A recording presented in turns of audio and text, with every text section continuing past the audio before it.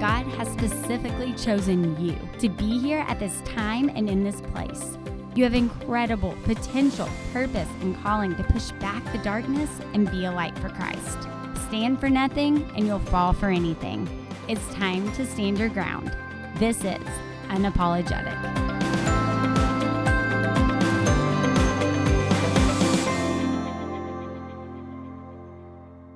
Hi everyone, welcome to Unapologetic. I'm so excited today because I have my friend Shannon Bream with us. She is the author of 2 New York Times best-selling books. She's the anchor of Fox News at night, and she's the chief legal correspondent for Fox News Channel. She's covered landmark cases at the Supreme Court and heated political campaigns and policy battles from the White House to Capitol Hill. We are so excited to have Shannon with us today.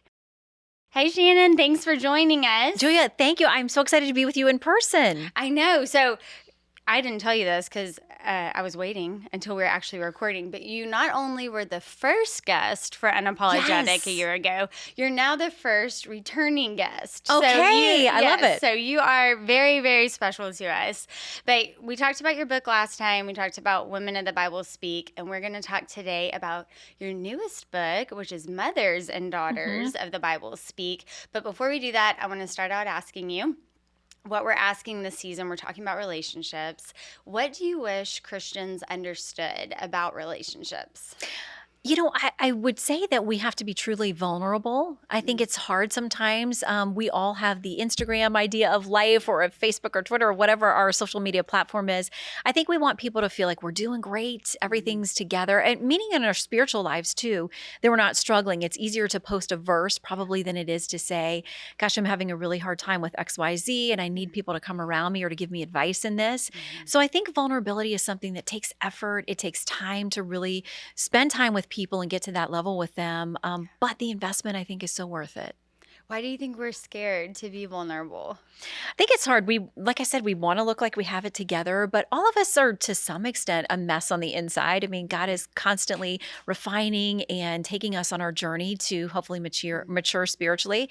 But we all have things that come into life that we aren't expecting, whether it's an illness or a loss of a loved one or of our job or whatever it is. And I think sometimes it's difficult to show people that we're hurting and what's really going on. But I know in my life, the times that I've opened up and where I've really been in the most pain and really needed someone to come alongside me, it's in that moment that people are more than willing to reach into that pain and to be there with you and to feel privileged in a way that they can share in it with you. So you're obviously in the public eye and very active on social media. What is the balance? How do you balance how to be vulnerable and how to maybe what to share and not to share online? I do think twice about everything that I post. Sometimes I think I'm funny and it's not really that funny. But then you're like, I'm posting it for myself. Yes, I'm making myself, I'm cracking myself up. I'm giving myself the laughing face emoji, even if nobody else thinks it's funny. But I do think twice about things because you never know what other people are going through or how they're going to react to something. I did not grow up Catholic. I'm Protestant, but I love the idea of Lent. And so I kind of do a social media cleanse during Lent and getting out of some of the real time-wasting nitty-gritty of it because I think it can be a great tool, but we can't let it overtake what we're trying to do with the message. So I really try to be smart about it and take a break when I feel like it's taking up too much energy and creating anxiety in some ways. So I like taking my break, but somehow by the next Lent, I'm always back on it. And so I have to find a good balance for that. That's interesting you say that because I was reading through my spiritual journal and I was like, wait, this time last year, I was also fasting from something else. And I don't know, it's just interesting. I think as Protestants, sometimes we aren't super aware of those traditions and haven't grown up with them, but they're definitely right. I've embraced it now because I feel like anytime that can refocus us, especially leading into the Holy Week and Palm Sunday, Good Friday, and then the joy of Easter and what that is. But I think to take a minute and step back from things and all of the noise and to think about what Christ actually did, the decisions he made, the sacrifice that he made. I think it's good for us to sit in that. And when we're distracted, it's harder to make time for that. For sure. And we're going to talk more about Mothers and Daughters of the Bible Speak and how we're actually recording this on Palm Sunday. But before we get into all that, we talked about this for a second. So I told you I was going to ask you this. I want our listeners to hear you explain why it's important, especially as moms and as parents, to watch the news, to know what's going on, to be informed, even when a lot of us want to stick our heads in the sand right now. And it's hard because there are very difficult things, excuse me, that are going on, especially you think the war in Ukraine, and how do you talk to your children about that? Even as an adult, those images are very difficult to digest. But I do think awareness is very important. However you can digest it or get your information, whatever amount you can take, I do think we have a duty as Christians to be informed. And certainly as mamas, you want to know what's going on in your kids' school and in their lives. And what I've seen over the last couple of years is we've seen this huge new wave of parental awareness and involvement in what's going on. And it's awakened a lot of things. I think for parents to say, all right, when I send my kids off to school, I think the vast majority of teachers love their children and want to pour into them. My mom was a teacher for decades, so I know how hard that job is. But I think parents also have a new interest in the curriculum and what's happening with their kids, what their kids are learning. Is it in conflict with what you hope to instill them with or teach them at home? Or does it spark conversations that you need to have as a parent to say, well, let's walk through this issue that's difficult, but it's a parent's place to guide you in that. So I think that we've seen such an awakening of parents the last couple of years to get a lot more involved, maybe because their kids were schooling remotely and they saw more of the teachers and the curriculum and what was going on. But I think just the world in general, I think you want to have an awareness of current events and be able to digest them and filter them to your children in a way that you feel like is age appropriate for them or that they can handle. But yeah, I think you have to decide how much of a diet of it you can take in your life, but at least a basic awareness. Right. So I noticed that you talked a lot about Esther in your book, and that's one of your favorite stories that you wrote about. There's several things with that. Through this year, when I've been just tempted a little bit to get anxious about what's going on or raising kids and culture, God really encouraged me through, no, for such a time as this. Yeah. We're here for such a time as this. Acts is very clear. God put us where we are in this boundary, in this place. And so it's exciting when you realize, oh, I'm not here by accident. Right. I'm actually called for this time and culture. And so can you just speak to that? Like, how did God use Esther? And then also you talked about spiritual parents, which I'm not sure if everyone's aware of just that idea of having spiritual parents. Yeah, so I wanted to talk about, obviously we have the bonds of mothers and children and fathers and their kids. Not everybody's going to be a parent, but you can be a spiritual parent or a mentor. And I've had those people in my life. And I think about Mordecai, who took Esther in. He's a relative who, when her parents died and she was orphaned, he raised her. And we think about how much courage and confidence he must have instilled her with, because she ends up on this amazing journey to becoming the queen of Persia. And she was there for such a time as this because she was Jewish and had in many ways sort of hidden her identity from even the king who had married her. And so when a threat comes to the Jewish people, Mordecai finds out about it. That's how she's informed of it. And I think it's important to remember in Esther's story too, there was a bit of hesitation with her when Mordecai wanted her to go to the king. But in those days, if she went without being requested by him, she could have been killed on the spot. There was a bit of hesitation with her. And he said those famous lines, but this could have been that God placed you here for such a time as this, and don't think that you'll be safe if you don't intercede and somebody doesn't save the Jewish people. And she said to him, have everybody fast for 3 days, and I and my people here in the palace will fast for 3 days. So I love that she is reaching out for that guidance, that clarity, that extra strength that she needed. And she found the courage that she needed to go and make her case and make her plea to save the Jewish people. And she was placed at that perfect place and at that perfect time. And you're right, God orchestrates every bit of our lives. And some of it, as your father preached in the last sermon I heard from him, is we may not understand this side of heaven, but he's always weaving and working. And so whatever assignment he has us on for whatever season, to be able to embrace that and know that he's fully aware and involved in our stories. And Esther's a perfect example of that. I think something I really appreciate about this book and about what you've done through it with this ministry is, I know from a counseling standpoint, a lot of times when we talk about families, when we talk about Christian families, a considerable number of people are like, this does not apply to me. Like, I did not grow up with Christian parents. Right. I mean, I did, but a lot of people did not grow up with Christian parents, or they do have family secrets, or they have trauma. And they're like, I mean, this is a nice thought, but that doesn't really apply to me. And really, a lot of times they don't necessarily have an understanding of what's actually in the Bible, which is not these perfect stories. It's actually families that did have Christians and did have non-Christians, or did have people that followed God and didn't. Can you just speak to like, why did you include the stories that are painful, and really how that helps us? I think that, like I always say, if God only worked through perfect people, no flaws, Jesus would be the only character in the Bible. That would be over really quickly. But I love that he does include these stories of flawed families, because all of us have some level of dysfunction or tension at some point in our families. So I like that it's not sanitized in the Bible. He tells us good and bad, messes and faithful, it's all mixed in there. And I think we can learn from that, obviously from the strong and the faithful and courageous, but also the ones that were a mess, that God can redeem all of that. He can work through all of that. And I did include some of the tougher stories in this book that you don't really hear about in Sunday school, or that you don't talk about, because I'm hoping it'll spark a conversation. There's a reason God included these stories in the Bible. And I hope that we all take encouragement and hope from the fact that he does work through the flaws and the bad decisions and everything else. That can all be redeemed in his purpose and used for his good. And so I think he points us to a lot of lessons we can learn through the good and the bad.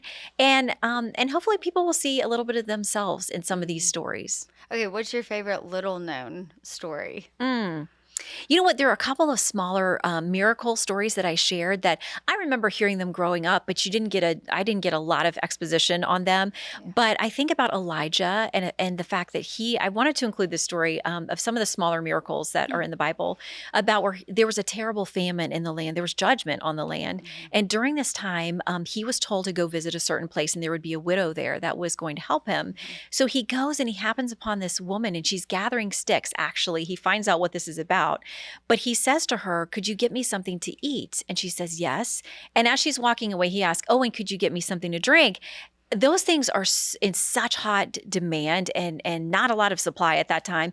But she's faithful, and she says, "Sure, I'll go do that for you." And she says, "Actually, I was going to make a final meal for my son and I, and I'm gathering these twigs, and I'm going to make that, and then that's it. We're going to eat it and die." I mean, that's how dire the situation was. But she was faithful and going to do this. And what happened was the flour and the oil that she had for that last meal that she faithfully gave and made for Elijah then went on through the entire famine. It never ran dry, and she and her son had the provision for that entire time. And that was prompted by her faithfulness and her willingness to step out and do that for him, knowing that was all that she had left, at least by earthly standards. But God proved there was much more to come for her. I think what's interesting with that story is a lot of us can just feel overwhelmed with, okay, so what am I supposed to do? Like, there's all these causes, there are all these ministries, there are all these people hurting. What am I supposed to do?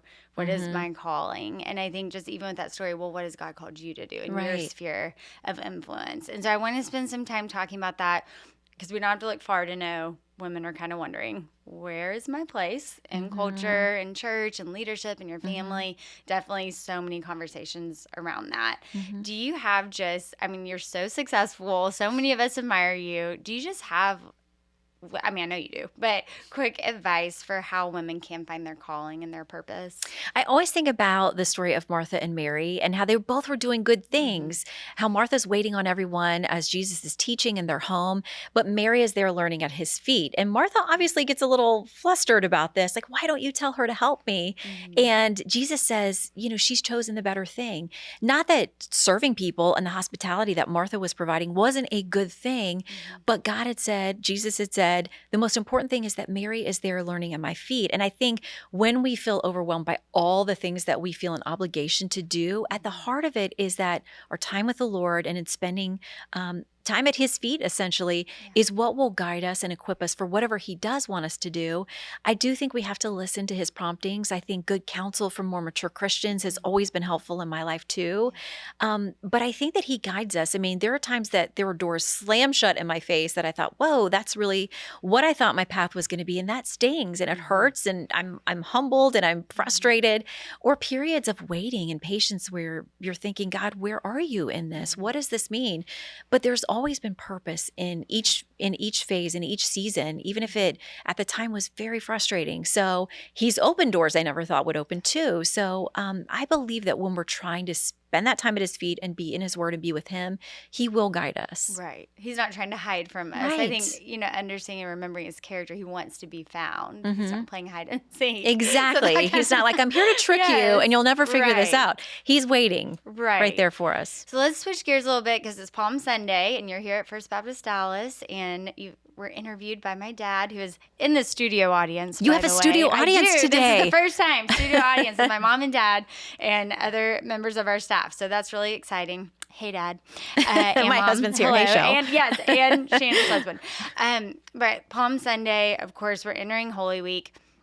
I want to spend some time talking about Mary because a lot of times the conversation stops with the donkey and the pregnancy that we're all glad that we didn't have to go through in the manger, and we're just kind of like, good job, Mary. And yes, definite hats off. We just kind of stopped there, though. And so you talk more about her story, and as we're, of course, celebrating Good Friday and Easter, can you just spend some time talking about Mary? Yeah, there's more to her that if we really spend time and dig around, we see her with Jesus' ministry. But even before that, when he was very young, in the middle of the night, God comes and warns Joseph, King Herod, this evil ruler, is going to try to come and kill Jesus. You have to leave right now. And so they pick up and they take off into Egypt. And they're, this desert trip, no friends, no family, whatever they could literally grab in the middle of the night. They went faithfully following God's command. But they're refugees and they are in a new land that is strange to them. They're running for their lives. I keep seeing these parallels with the Ukrainian women who are so brave and picking up their families and guarding their children and running from a crazy, killer, essentially, that God was aware of that journey with Mary and Joseph. He's aware of what is happening today and that struggle. But I think about Mary, too, that we see her when Jesus stays behind in the temple and she can't find him for 3 days. What mom wouldn't be freaking out? Right. I mean, every mom's had that moment. But for 3 days, and to think that he was so calm and said, don't you know I have to be about my Father's business? And she's there through the miracles in his ministry, but there at the cross. And so we see that fully realized picture of adult Mother Mary there at the cross, not shying away when they were all in danger who were associated with Jesus, and not shying away from the enormous heartbreak and pain it must have been to watch her son be wrongfully accused and tortured and killed. That is every mother's worst nightmare. And then beyond that, after the resurrection, we see her again in the upper room with those faithful seeds and disciples of the church, the earliest church. She's there, we're told, in prayer with them. So Mary wasn't just that very willing, devout young teenager with this divine, miraculous assignment, but we can see through her full life of motherhood how she's faithful all the way up to the end and beyond. Yes, absolutely. I think you would agree with me that there's a lot of conversation right now about parenting and what, I don't know if it's always been that way.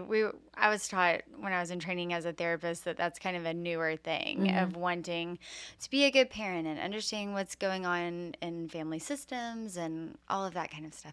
But you're our expert. Oh, well, I'm not going to get into all that. But I saw that you talk about how people say, well, you just need to have faith. And I was listening to a story in the car, and they were saying something, have faith. And my toddler daughter yelled in the back, have faith in what? And that out of the mouths of babes. She was like, have faith in what? And I just want you to encourage moms, spend some time with our listeners about why we got to go one step further. It's not just have faith, it's have faith in Jesus and teaching those Christian principles. Why really that's the best parenting strategy we can have. And the most beautiful, demanding, important job that somebody could have. I think about my mom that we had a tough time when I was little. My parents divorced, and so it was the two of us. And I think about her at being, like 24, 25 years old with a little kid by herself. I think, oh my goodness, you take it for granted when you're, living through it. But I think now about her faithfulness, and she was a baby Christian then and growing in her faith, but she's modeled it for me over and over again, so that when we didn't have anything, she was still willing to reach out to other people that she thought were in even worse position than us to share food or our car, which was a clunker that broke down all the time, or gas money. I mean, she just was such a giving person, the real literal hands and feet of Christ. So my mom was modeling it all the time in life. I would see her pray I would see her at all hours of the day and night on her knees and praying and trusting God for what we needed at every moment. But she was also verbally, helping me memorize scripture and explaining things to me and praying over me. And so just pouring into me in all of these practical ways. Not that I never saw her lose her temper with me or any of those real mom things that happen, but she was always faithful to point me back to Christ through her actions and through her words and deeds, and really spend time making sure that I understood scripture. Not that it was just some feel-good thing that we did on Sundays, but that I needed to make a personal commitment to Christ as a young woman myself and surrender to him, accept him as my savior. So she was just always very consistent and faithful. And, if she messed up to be the one to apologize to me, I was usually the one getting the spankings, though. Certainly not giving them. And the worst part of all was when I knew a spanking was coming. I don't know if people even spank anymore. I don't know if that's okay anymore, but I got plenty of them growing up. But it would be that you go to your room and think about this, and then we're going to talk about it. And then there's going to be the spanking. I'm like, can we just fast forward to the spanking? Because I don't want to think about it. I want to talk about it. But she wanted to make sure that I understood my actions and my consequences for my actions, and why she wanted me to learn the deeper lessons of discipline and being selfless. And she's the greatest role model that I could have possibly had for that in motherhood. And she was so young. I know. That's so amazing. When I think about it now, like, oh my goodness, could I even balance my checkbook when I was 24? Like, she's on her own with a child and a teacher, with a demanding schedule of her own. And somehow, by the grace of God, she would say, we made it through that period. Gosh, that's amazing. Well, I just want to, since we're talking about mothers and daughters speaking, I just want to share this story since my mom is in the studio audience. I recently ran into an old friend, and we'd been friends since we were 5, and we were just talking, and she said, what I remember most about your mom is it would always be really obvious what she was doing, but we would be in the back seat during carpool, and my mom would start witnessing to my friends. Aww. And my friend was just saying, I just so clearly remember that because I didn't have that in my family. And your mom was always bringing up salvation and how to accept Christ. And so moms listening, even in the carpool line. Yes. Even you probably need Jesus most then. Even if, really though, it's those life moments where you can teach those lessons, which is just so incredible.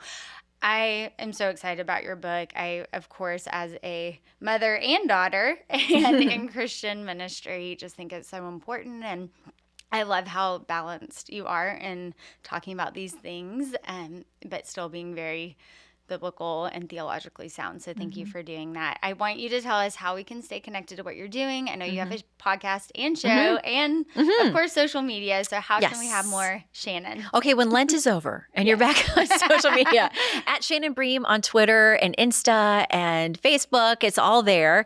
If you see a fake count, let me know. Because I will not ask you for money on any of these outlets. Just know that's not me. Oh, I know. That's so weird. Isn't that strange? Yeah, like bizarre. Shannon Bream is reaching out to you on Instagram to loan her money. I report my dad's not every day. Do that. I know. It's not going to happen. So Fox News at Night is Monday through Friday. It is 12 o'clock Eastern. And so for you late night night owls out there, I'm there with you. I pop around a lot of other places doing, filling in on Fox News Sunday coming up. I cover the Supreme Court, so that keeps me busy during the day. And Live in the Bream is the podcast, wherever you like to get your podcast. I am out there and about. And the books are anywhere that you buy books, Amazon or anywhere else you can find them, Target, Walmart. I love when people send me pictures from the airport or wherever it is. Yeah. It's always fun to see it out there. And I hope maybe somebody who wouldn't pick up the Bible, but would say, I'm kind of curious about that and don't know about these stories would be surprised to find they're in the Bible, but it might be easier for them and less intimidating than picking up First Kings, and trying to read for themselves. So hopefully the books will encourage them in that way. Absolutely. Well, I just want to thank you for your faithfulness in your ministry, and we love watching you on Fox. Thank you. and I will look forward to maybe one day being back for a third time. Yes. Unapologetic. Absolutely. That would be great. Thank you, Shannon. Thanks. Thank you for tuning in to Unapologetic. Remember that you can watch today's episode and more at ptv.org/Julia and wherever you get your podcasts.